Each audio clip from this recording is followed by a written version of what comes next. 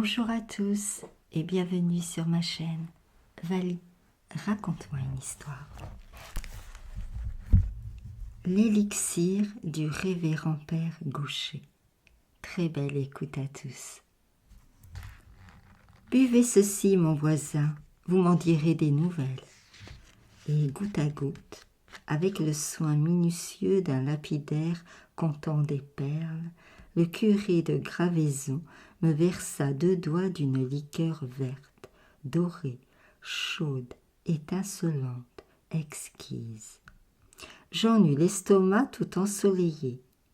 C'est l'élixir du père Gaucher, la joie et la santé de notre Provence, me fit le brave homme d'un air triomphant. On le fabrique au couvent des Prémontrés, à 2 lieues de votre moulin. N'est-ce pas que cela vaut bien toutes les chartreuses du monde? Et si vous saviez comme elle est amusante, l'histoire de cet élixir, écoutez plutôt. Alors tout naïvement, sans y entendre malice, dans cette salle à manger de presbytère, si candide et si calme, avec son chemin de la croix en petits tableaux et ses jolis rideaux clairs, empesés comme des surplis, l'abbé me commença une historiette légèrement sceptique et irrévérencieuse, à la façon d'un conte d'Érasme ou de Dassoucy. Il y a 20 ans, les Prémontrés, ou plutôt les pères blancs, comme les appellent nos Provençaux, étaient tombés dans une grande misère. Si vous aviez vu leur maison de ce temps-là, elle vous aurait fait peine. Le grand mur, la tour Pacôme, s'en allait en morceaux. Tout autour du cloître rempli d'herbe, les colonnettes se fendaient, les saints de pierre croulaient dans leurs niches. Pas un vitrail debout, pas une porte qui tint. Dans les préaux, dans les chapelles, le vent du Rhône soufflait comme en Camargue, éteignant les cierges, cassant le plomb des vitrages, chassant l'eau des bénitiers. Mais le plus triste de tout, c'était le clocher du couvent, silencieux comme un pigeonnier vide, et les pères, faute d'argent, pour s'acheter une cloche, obligés de sonner matine avec des cliquettes de bois d'amandier. Pauvres pères blancs, je les vois encore à la procession de la Fête-Dieu, défilant tristement dans leurs capes rapiécées, pâles, maigres, nourris de citres et de pastèques. Et derrière eux, monseigneur l'abbé, qui venait la tête basse, tout honteux de montrer au soleil sa crosse dédorée et sa mitre de laine blanche mangée par les vers. Les dames de la confrérie en pleuraient de pitié dans les rangs, et les gros porte-bannières ricanaient entre eux tout bas en se montrant les pauvres moines. Les étourneaux vont maigres quand ils vont en troupe. Le fait est que les infortunés pères blancs en étaient arrivés eux-mêmes à se demander s'ils ne feraient pas mieux de prendre leur vol à travers le monde et de chercher pâture chacun de son côté. Or, un jour que cette grave question se débattait dans le chapitre, on vint annoncer au prieur que le frère Gaucher demandait à être entendu au conseil. Vous saurez pour votre gouverne que ce frère Gaucher était le bouvier du couvent, c'est-à-dire qu'il passait ses journées à rouler d'arcade en arcade dans le cloître, en poussant devant lui 2 vaches étiques qui cherchaient l'herbe aux fentes des pavés, nourries jusqu'à 12 ans par une vieille folle du pays des Baux, qu'on appelait tante Bégon, recueillie depuis chez les moines. Le malheureux bouvier n'avait jamais pu rien apprendre qu'à conduire ses bêtes et à réciter son pater noster.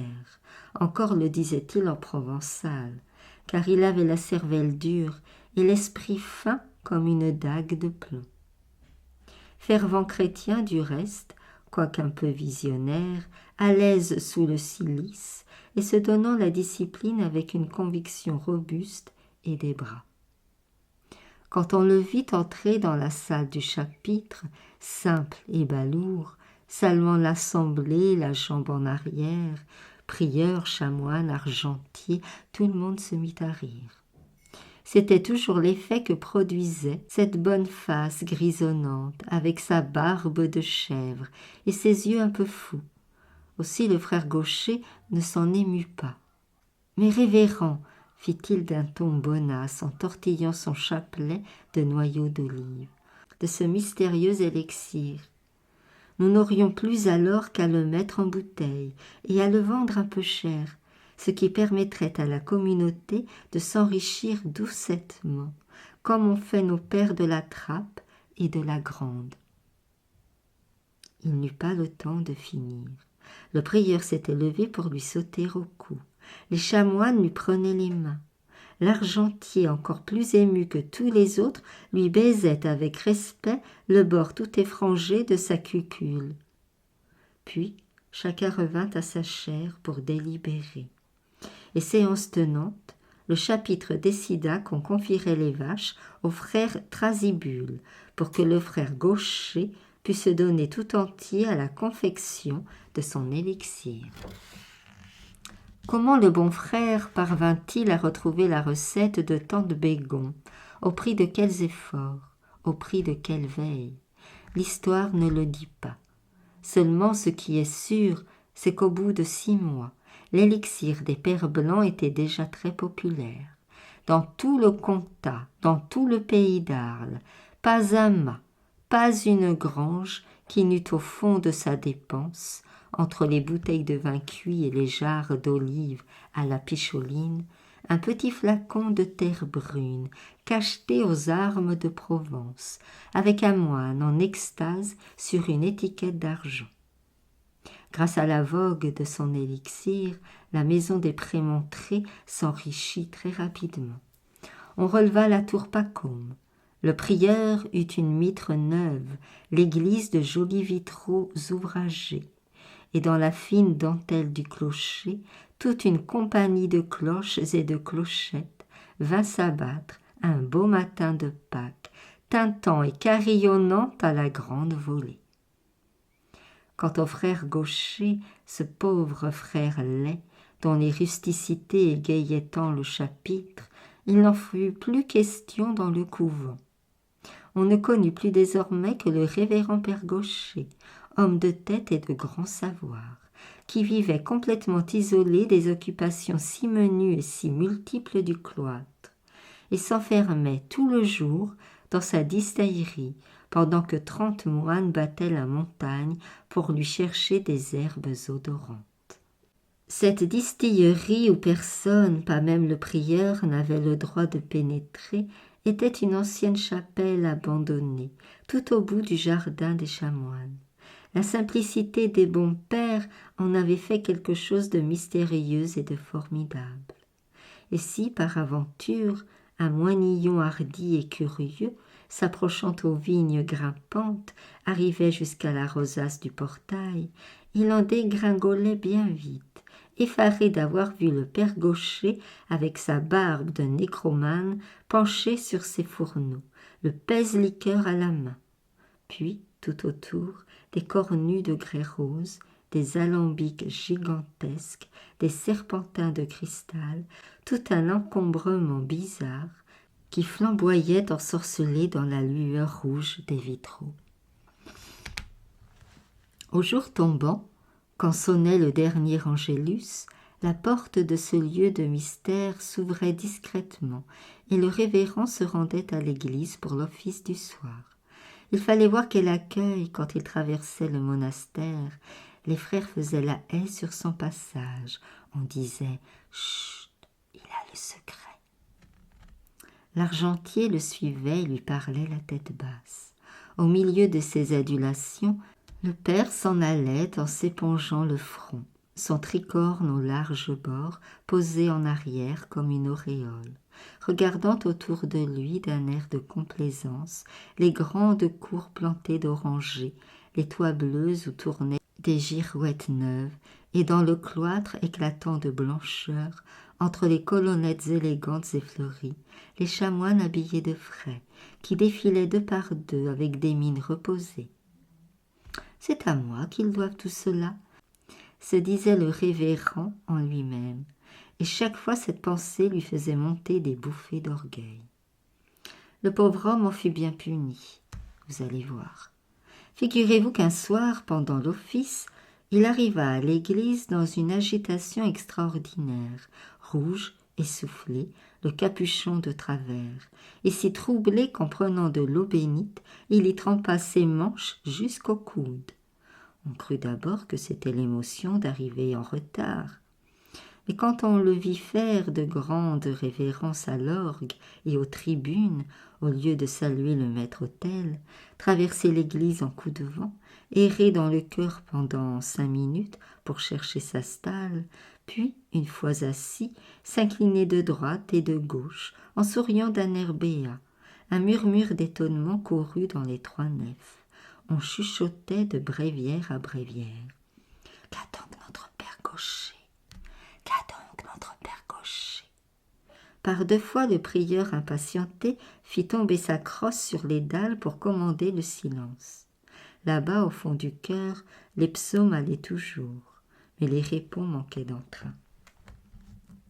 Tout à coup, au beau milieu de l'Ave Verum, voilà mon père Gaucher qui se renverse dans sa stalle et entonne d'une voix éclatante. « Dans Paris, il y a un père blanc, patatin, patatan, tarabin, taraban. » Consternation générale.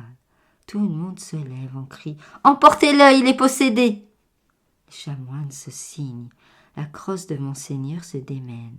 Mais le père Gaucher ne voit rien, n'écoute rien, et de moines vigoureux sont obligés de l'entraîner par la petite porte du chœur, se débattant comme un exorcisé et continuant de plus belle ses patatins et ses tarabans. Le lendemain, au petit jour, le malheureux était à genoux dans l'oratoire du prieur et faisant sa coulpe avec un ruisseau de larmes. « C'est l'élixir, monseigneur, c'est l'élixir qui m'a surpris, » disait-il en se frappant la poitrine. Et de le voir si marri, si repentant, le bon prieur en était tout ému lui-même. « Allons, allons, père Gaucher, calmez-vous. Tout cela séchera comme la rosée au soleil. Après tout, le scandale n'a pas été aussi grand que vous pensez. Il y a bien eu la chanson qui était un peu... Enfin, il faut espérer que les novices ne l'auront pas entendue. À présent, voyons, dites-moi bien comment la chose vous est arrivée. C'est en essayant l'élixir, n'est-ce pas? Vous aurez eu la main trop lourde. Oui, oui, je comprends. C'est comme le frère Schwartz, l'inventeur de la poudre. Vous avez été victime de votre invention. Et dites-moi, mon brave ami, est-il bien nécessaire que vous l'essayiez sur vous-même, ce terrible élixir? Malheureusement, oui, monseigneur. L'éprouvette me donne bien la force et le degré de l'alcool, mais pour le fini, le velouté, je me fie guère qu'à ma langue. Ah, très bien. Mais écoutez encore un peu que je vous dise. Quand vous goûtez ainsi l'élixir par nécessité, est-ce que cela vous semble bon? Y prenez-vous du plaisir? Hélas, oui, monseigneur, fit le malheureux père en devenant tout rouge. Voilà 2 soirs que je lui trouve un bouquet, un arôme. C'est pour sûr le démon qui m'a joué ce vilain tour. Aussi je suis bien décidée désormais à ne plus me servir que de l'éprouvette. Tant pis si la liqueur n'est pas assez fine, si elle ne fait pas assez la perle. Gardez-vous-en bien, interrompit le prieur avec vivacité. Il ne faut pas s'exposer à mécontenter la clientèle. Tout ce que vous avez à faire maintenant que vous voilà prévenu, c'est de vous tenir sur vos gardes. Voyons, qu'est-ce qu'il vous faut pour vous rendre compte? 15 ou 20 gouttes, n'est-ce pas? Mettons 20 gouttes. Le diable sera bien fin s'il vous attrape avec 20 gouttes. D'ailleurs, pour prévenir tout accident, je vous dispense dorénavant de venir à l'église. Vous direz l'office du soir dans la distillerie. Et maintenant, allez en paix, mon révérend, et surtout, comptez bien vos gouttes. Hélas, le pauvre révérend eut beau compter ses gouttes, le démon le tenait et ne le lâcha plus. C'est la distillerie qui entendit de singuliers offices. Le jour encore, tout allait bien. Le père était assez calme. Il préparait ses réchauds, ses alambics, triait soigneusement ses herbes, toute herbe de Provence, fine, grise, dentelée, brûlée de parfums et de soleil. Mais le soir, quand les simples étaient infusés et que l'élixir tiédissait dans de grandes bassines de cuivre rouge, le martyre du pauvre homme commençait. 17, 18, 19, 20. Les gouttes tombaient du chalumeau dans le gobelet de vermeil. Ces 20-là, le père les avalait d'un trait, presque sans plaisir. Il n'y avait que la 21e qui lui faisait envie. Oh, cette 21e goutte! Alors, pour échapper à la tentation, il allait s'agenouiller tout au bout du laboratoire et s'abîmait dans ses patenôtres. Mais de la liqueur encore chaude, il montait une petite fumée toute chargée d'aromates, qui venait rôder autour de lui et, bon gré mal gré, le ramenait vers les bassines. La liqueur était d'un beau vert doré. Penché dessus, les narines ouvertes, le père la remuait tout doucement avec son chalumeau, et dans les petites paillettes étincelantes que roulait le flot d'émeraude, il lui semblait voir les yeux de tante Bégon, qui riait et pétillait en le regardant. « Allons, encore une goutte !» Et de goutte en goutte, l'infortuné finissait par avoir son gobelet plein jusqu'au bord. Alors, à bout de force, il se laissait tomber dans un grand fauteuil et, le corps abandonné, la paupière à demi close, il dégustait son péché par petits coups, en se disant tout bas avec un remords délicieux. « Ah, je me damne, je me damne !» Le plus terrible, c'est qu'au fond de cet élixir diabolique, il retrouvait par je ne sais quel sortilège toutes les vilaines chansons de tante Bégon. Ce sont 3 petites commères qui parlent de faire un banquet. Ou bergerette de maître André s'en va aux boisselettes. Et toujours la fameuse des pères blancs, patatin, patatan. Pensez quelle confusion le lendemain quand ses voisins de cellule lui faisaient d'un air malin. « Hé, hé, père Gaucher, vous aviez des cigales en tête hier soir en vous couchant. » Alors c'étaient des larmes, des désespoirs, et le jeûne, et le cilice, et la discipline. Mais rien ne pouvait contre le démon de l'élixir, et tous les soirs à la même heure, la possession recommençait. Pendant ce temps, les commandes pleuvaient à l'abbaye, que c'était une bénédiction. Il en venait de Nîmes, d'Aix, d'Avignon, de Marseille. De jour en jour, le couvent prenait un petit air de manufacture. Il y avait des frères emballeurs, des frères étiqueteurs, d'autres pour les écuries, d'autres pour le camionnage. Le service de Dieu y perdait bien par-ci par-là quelques coups de cloche, mais les pauvres gens du pays n'y perdaient rien, je vous en réponds. Et donc, un beau dimanche matin, pendant que l'argentier lisait en plein chapitre son inventaire de fin d'année et que les bons chanoines l'écoutaient les yeux brillants et le sourire aux lèvres, voilà le père Gaucher qui se précipite au milieu de la conférence en criant « C'est fini, je n'en fais plus, rendez-moi mes vaches !»« Qu'est-ce qu'il y a donc, père Gaucher ?» demanda le prieur qui se doutait bien un peu de ce qu'il y avait. « Ce qu'il y a, monseigneur ? Il y a que je suis en train de me préparer une belle éternité de flammes et de coups de fourche. Il y a que je bois comme un misérable. » « Mais je vous avais dit de compter vos gouttes. »« Ah bien oui, comptez mes gouttes. C'est par gobelet qu'il faudrait compter maintenant. Oui, mes révérends, j'en suis là. 3 fioles par soirée. Vous comprenez bien que cela ne peut pas durer. Aussi faites faire l'élixir par qui vous voudrez. Que le feu de Dieu me brûle si je m'en mêle encore. » C'est le chapitre qui ne riait plus. « Mais malheureux, vous nous ruinez !» criait l'argentier en agitant son grand livre. « Préférez-vous que je me damne ?» Pour lors, le prieur se leva.